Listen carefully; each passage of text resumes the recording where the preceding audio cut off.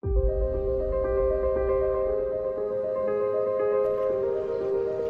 ketemu lagi dengan saya di konten siapa yang menang, Rusia atau NATO.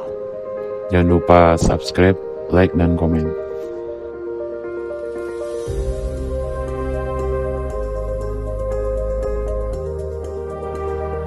Peperangan konflik antara Rusia dan Ukraina telah mencapai klimaks tinggi. Semula, invasi Rusia ini dimulai 24 Februari 2022 kepada Ukraina, kemudian menimbulkan perpecahan, dan akhirnya saling tarik-menarik antara berbagai bangsa, saling memihak di antara para presiden bangsa-bangsa tersebut, sehingga konflik baru tercipta antara Rusia dan NATO. Anggota perwakilan negara-negara dari NATO ini berpihak kepada Ukraina, dan Ukraina menerima banyak bantuan senjata dari berbagai negara. Begitupun Rusia juga mendapat dukungan. Kemenangan Rusia ataupun Ukraina tergantung dari berbagai sisi. Dari intern, di mana setiap negara tersebut sedang terjadi kudeta. Juga dari sisi kesehatan dari masing-masing presiden tersebut, baik itu presiden Ukraina ataupun Rusia. Tapi kali ini kita tidak membahas Ukraina, tapi pada NATO, karena peluang invasi ini menjadi begitu meluas, yaitu antar bangsa-bangsa. NATO kita tahu sendiri terdiri dari puluhan negara-negara. Konflik ini akan berpengaruh dari kesehatan masing-masing kepala negara. Kita tahu itu adalah Amerika, dipimpin Joe Biden dan negara lain.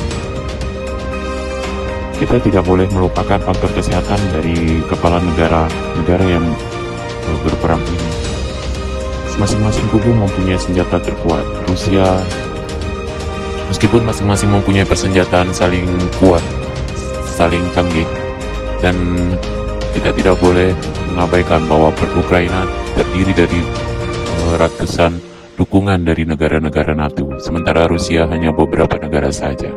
Kemungkinan kedepannya ini akan dimenangkan secara fisik oleh Ukraina karena lebih banyak cadangan senjata, bantuan dari pihak NATO, dan taktik-taktik penyerangan yang mereka lakukan bukan hanya dari persenjataan, tapi penyerangan secara intern, di mana segala cara dilakukan oleh pihak NATO untuk menghancurkan pemerintahan Rusia, baik itu cyber, baik itu sistem politik.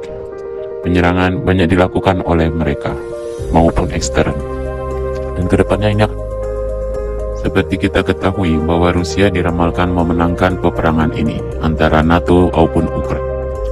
Tapi meskipun Rusia pada akhirnya ditakdirkan untuk memenangkan pertempuran ini, tapi mereka juga akan mengalami kepedihan karena presiden mereka akan mengalami kematian, entah itu karena sakit atau dibunuh. Jadi siapakah yang menang di antara Rusia dan Ukraina atau NATO ini? Rusia yang menang menurut saya. Tapi kemenangan itu harus ditebus dengan kematian presiden mereka, entah karena sakit, entah karena dibunuh. Antara Rusia dan Ukraina.